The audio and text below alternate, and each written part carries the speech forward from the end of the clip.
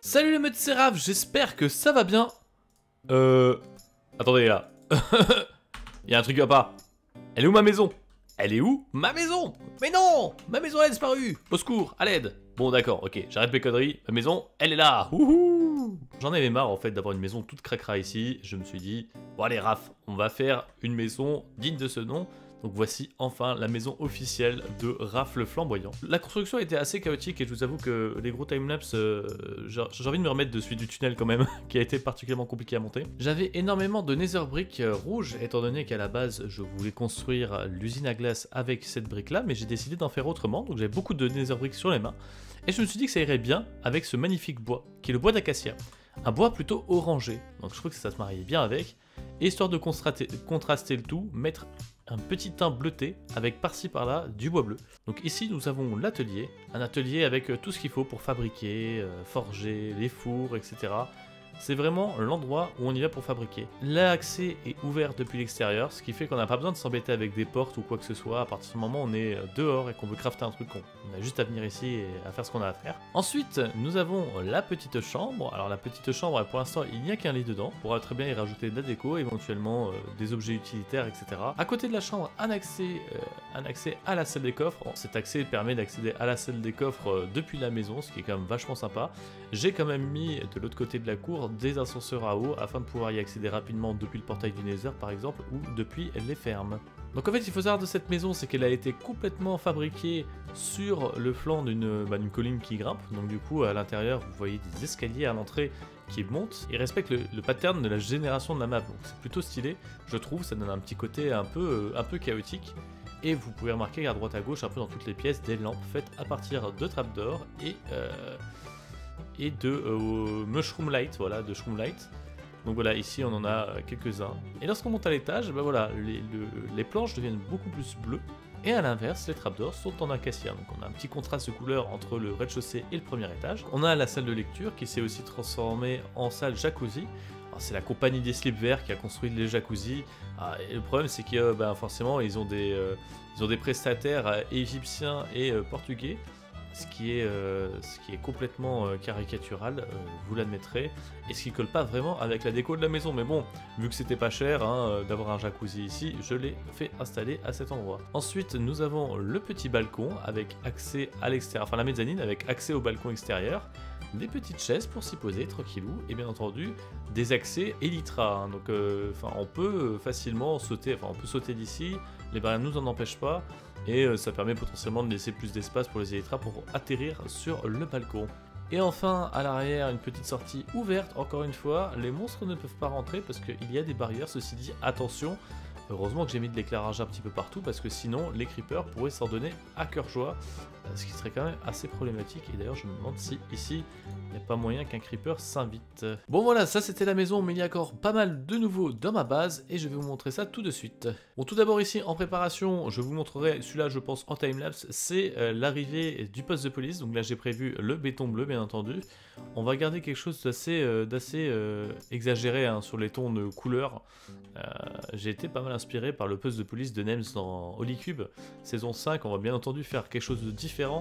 Là l'idée c'est que ça soit le poste de police principal, donc il est possible qu'il comporte plusieurs étages, donc ça va être un petit poste de police, on voit qu'il n'est pas très grand, mais sur plusieurs étages, donc il va être relativement haut, ce sera peut-être la construction la plus haute de ma base, mais voilà, et on fera aussi un petit poste de police plus modeste, mais dans la zone du spawn, histoire que les gens puissent venir porter plainte, et éventuellement rajouter une boîte aux lettres à la poste. Donc nous avons aussi ajouté deux petites usines intéressantes.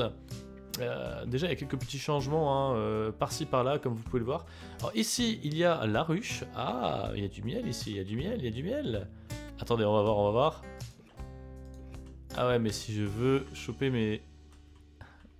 Non c'est bon, je les ai eu. J'ai eu mes 6 honeycombs. Voilà, j'ai chopé ici. Là-bas il y avait des ruches avec des abeilles dedans. J'ai récupéré les 3 abeilles, je crois qu'il n'y en a plus. Du coup je crois que je pourrais casser la ruche sans problème. Et voilà, et donc du coup je l'ai déplacé ici. C'est une mini usine à honeycomb, voilà. Les abeilles butinent les fleurs et retournent chez eux. Elles sont plutôt enfermées, mais elles sont bien parce que c'est des ruches haut de gamme, n'est-ce pas? Voilà, une petite usine à pastèque. Voilà, donc ici les pastèques, donc je vais vous montrer comment ça marche, c'est plutôt simple. Il y a même moyen d'ailleurs de simplifier, je pense que je vais faire une simplification pour éviter de surcharger le serveur en redstone. Ah! Bon, j'avais pas prévu de pouvoir passer ici. Du coup j'ai cassé ma machine, très bien. Écoutez, je corrige ça et je reviens tout de suite. Et voilà, donc là on vient de le voir justement, et c'est exactement ce que je vais vous expliquer là maintenant. En fait il y a des observeurs ici qui regardent quand est-ce que la tige change d'état. Pour rappel, les observeurs, ils émettent un tic de signal de puissance assez faible à chaque fois qu'il y a un changement devant le bloc qu'ils observent. Donc là ils observent la tige là, et au moment où une pastèque pousse en fait, donc elle va pousser soit là, la tige elle va changer de forme. Donc elle va changer d'état, l'observeur va le détecter. Et en fait, quand l'observeur détecte un changement, pouf, il pousse les pistons.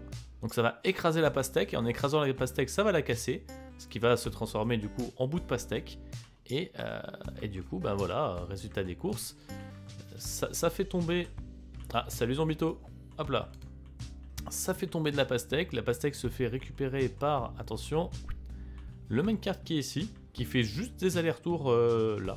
Voilà, il fait juste son taf de récolte. Et ici, voilà, ici on a un système. Donc le minecart se pose ici. Un système de récupération des objets. Donc récupération des objets, comment ça fonctionne? Regardez, là le hopper, s'il y a un objet dedans, là ça s'allume. Donc là il n'y a pas eu d'objet, donc c'est normal que ça ne soit pas allumé. Mais je peux par exemple prendre l'exemple en prenant par exemple cette carotte là. Voilà. Même si là on va le voir, On a vu qu'il y avait... Ouais, il devrait revenir, regardez. Ah non, ça s'est pas allumé, bon. Je me suis fait une fausse joie. Regardez par exemple ici. Si je mets par exemple des honeycombs. Ça s'allume. Et une fois que c'est transféré, ça s'éteint. En fait, tant qu'il y en a dedans, ça s'allume. Donc du coup, ça envoie du courant. Et en fait, ici, ce qui se passe, c'est que... donc là, on inverse le courant avec la torche. Donc la torche, pour rappel, pour ceux qui ne savent pas, tant que la torche ne reçoit pas de courant, elle est allumée. Donc elle provoque un signal, donc elle envoie du courant. Si elle envoie du courant ici, quand le minecart arrive, il repart direct parce que ça le propulse dans l'autre sens. Par contre, si le courant ici arrive, donc si jamais le minecart est en train de glisser des objets dans le hopper, et ben ça provoque un courant, ça va inverser la torche, donc la torche ne produit plus de courant. Et donc du coup ici, eh ben, le truc va être éteint. Donc le minecart va s'arrêter tant qu'il vide des objets dedans. Ici, ce qui se passe, c'est que tac, ça descend dans les coffres jusqu'à arriver ici. Là, on voit mes honeycombs ont été récupérés. Et là, on voit que ça tourne vraiment tout seul. Hein. Voilà, là, bon, c'est une petite usine, ça produit pas beaucoup. Mais vu que je suis souvent ici à faire des constructions, pendant que je joue AFK, ça me fait des pastèques. Et les pastèques vont me servir à obtenir des émeraudes. Deuxième machine maintenant, pour ceux qui ont suivi Minecraft, vous l'avez peut-être déjà vu, mais ce coup-ci je l'ai vraiment terminé et fait 100% clean, c'est la machine à fleurs, la machine à colorant. On prend des os ici, on les transforme en bonne mille, voilà tout simplement. Et vous allez voir, c'est super simple. On doit se mettre debout sur cette plaque de pression et balancer de la bonne mille, voilà, hop là. Et en fait on met de la bonne mille en boucle pour faire pousser des fleurs et de l'herbe.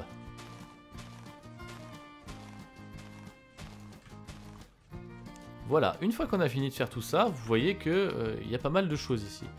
Et ben c'est pas grave. Vous avez ici un minecart qui va récupérer donc un rail. Voilà, regardez le minecart, il fait le tour. Il récupère tout le stuff. Voilà, vous voyez les petites fleurs qui disparaissent là. Bon, le problème c'est qu'il a il peut compter. Oula. Il peut contenir que 5. Donc du coup, par exemple, celle-là, là-bas, il n'a pas eu le temps de la récupérer, mais c'est pas grave, parce qu'elle reste que 5 minutes. Hein. Elle reste 5 minutes et ça laisse largement le temps au minecart de se vider là-dedans. Donc ici, même technique que tout à l'heure, hein, que je vous ai montré à côté, c'est tant que ici, il y a un objet à l'intérieur, donc on voit que là, tant qu'il se vide, il y a des objets à l'intérieur, ça envoie un courant qui s'inverse au niveau de la torche et qui bloque du coup le minecart ici. Donc tant que le minecart n'a pas tout versé, c'est terminé. Sauf que voilà, moi ce que je veux c'est des fleurs et vous avez remarqué qu'on a quand même beaucoup de graines. Donc j'ai rajouté un élément ici, donc c'est un trieur. Un trieur qui est configuré pour trier les seeds. Donc comment est-ce qu'on fait un trieur? Pour ceux qui ne le savent pas, c'est un design vraiment standard, hein. Ça pour le coup vous le verrez partout. Donc en gros l'idée c'est quoi? C'est que on met un hopper dans lequel on met l'objet qu'on veut trier, ou les objets qu'on veut trier, hein, si vous voulez en plusieurs, et 21 objets d'un truc qui n'arriveront jamais dans le hopper. Donc là par exemple j'ai mis des blocs de terre que j'ai renommés 1, donc c'est complètement improbable que là-dedans passent des blocs de terre qui sont renommés 1. Le hopper a deux propriétés. Absorber par au-dessus, transféré par le bitonio là qui sort sur le côté. Sauf que le hopper absorbe avant qu'il transmette. Donc en gros, si par exemple il y a un objet dans celui-là, celui-ci va absorber l'objet avant que lui le transfère dans le coffre. Donc si lui il peut accepter un objet, et là le seul objet qu'il va pouvoir accepter c'est une graine, et ben ça va transférer de lui à lui avant qu'il ait le temps de l'envoyer dans le coffre. Si jamais c'est pas une graine ou que c'est pas un bloc de terre qui s'appelle 1, il pourra pas le faire. Donc du coup il va l'envoyer dans le coffre. Donc, en gros, ça veut dire quoi? Ça veut dire que ne vont dans le coffre que ce qui n'est pas une graine. Là ensuite je compare. Je regarde, là c'est à 21 plus 1, 22. Donc à 22, ça émet un de signal, mais vous voyez qu'ici c'est pas activé. Là c'est activé, là c'est pas activé. Parce qu'on le voit ici, il y a de la fumée, là il n'y a pas de fumée. À partir du moment où vous rajoutez un objet, la puissance va devenir de 2. Donc c'est un peu particulier, il faut comprendre un petit peu comment ça fonctionne, mais le comparateur peut détecter entre guillemets une sorte de puissance de redstone. Et là pour l'instant c'est qu'une puissance de 1, mais si je rajoute un objet, ça fera une puissance de 2. Donc ça va alimenter ici, donc ça va alimenter le repeater, donc tout ça, ça va être allumé. Et derrière, il y a quoi? Il y a une torche. Donc la torche, vous le savez maintenant, c'est que ça inverse le courant. Donc si ici il y a du courant, ici il n'y en a plus. Et il faut savoir qu'un hopper un hopper alimenté par de la redstone est bloqué. Donc là par exemple, si ça ne descend pas au hopper d'en dessous, c'est parce que celui-ci est bloqué par la torche. Mais à partir du moment où il y a du courant, ça va passer. Et le truc étant que, vu que c'est le premier item de la liste, c'est le premier qui va être lâché par le hopper. Et donc du coup, un item va tomber. Lui, il va se retrouver à plus qu'un seul de puissance. Donc, ici, ça va nous être 0. Donc, ça va réactiver. Donc, ça va rebloquer ici. Et du coup, celui-là va toujours rester dans cet état-là. Voilà. Et ici, on finit par verser toutes les graines dans le composteur pour obtenir un peu de bonne mille. Pas beaucoup, mais un petit peu. C'est toujours ça de gagner. Et à côté, nous avons du coup un coffre rempli de fleurs. Et ces fleurs-là, vous pouvez les utiliser pour vous faire des magnifiques colorants. Bon, les news ne s'arrêtent pas là, mon ami DPK m'a rejoint sur le serveur, il s'est trouvé un petit coin pas très loin de chez nous. Je ne vais pas vous le montrer pour l'instant, histoire de ne pas spoiler, il est encore en train de construire sa maison. Mais en tout cas, il a vraiment choisi un coin ultra stylé, et en plus il est pas très loin de chez moi. Pour vous dire, en Elytra, j'ai juste besoin de lancer un Fire Rocket puissance 3 pour y accéder. Donc c'est vrai que ça peut me faire plusieurs centaines de blocs de distance, mais voilà, hein, il habite pas très loin. En attendant, on a une usine à glace à faire, je vais vous montrer ça immédiatement. En tout cas, on va aller dans la zone où se passent les travaux. Bon, par contre, l'endroit où habite DPK, ça, je vais vous le montrer dans le Nether. Il a vraiment de la chance parce qu'il a une excellente vue. Il a une très belle vue côté Overworld, mais il a aussi une très belle vue côté Nether. Mais c'est quoi ce délire? Il y a une abeille, un mouton et un lapin. Ah mais ça c'est son portail, il est en train de... Mais c'est dingue. C'est dingue. C'est dingue de chez dingue, je trouve ça trop ouf. Mais non. Donc voilà, il a une excellente vue quand il sort de son portail, il a vue sur le bastion quoi, je trouve ça vraiment magnifique quoi. Il a une vue de ouf. Alors je suis désolé de faire une petite coupure dans le rythme de la vidéo, mais sérieusement c'est incongru quoi. Genre un mouton, un lapin, et là l'abeille, elle fait sa vie là par contre. Elle cherche une ruche en fait, et elle n'en trouve pas. Donc là le seul moyen de récupérer l'abeille c'est de prendre une laisse hein, bien entendu, et de la ramener Overworld. Alors honnêtement j'ai pas la foi de le faire. J'ai vraiment pas la foi de... Putain mais dès que je détourne le regard, elle disparaît quoi. Elle a disparu là. Et voilà, on se ramène ici dans un petit village de l'Overworld. Alors, j'ai fait exprès de faire en sorte que le portail tombe pile ici, de façon à ce qu'on ait un endroit un petit peu, on va dire, sécurisé. Et voilà, il y a déjà pas mal de taf qui a été fait, hein, un truc de monstre. Je vais vous montrer la zone où on va construire l'usine. Donc voilà, ça se situera sur un carré de 150 par 150. Et là, on a déboisé toute cette partie-là. Donc vous voyez qu'il y avait une forêt. On a enlevé tous les arbres et on a commencé à aplanir le terrain. J'ai été aidé de Rin et de DPK. Merci à eux pour le grand coup de patte. Ça fait vraiment plaisir. Je lance ça, du coup, dans un timelapse.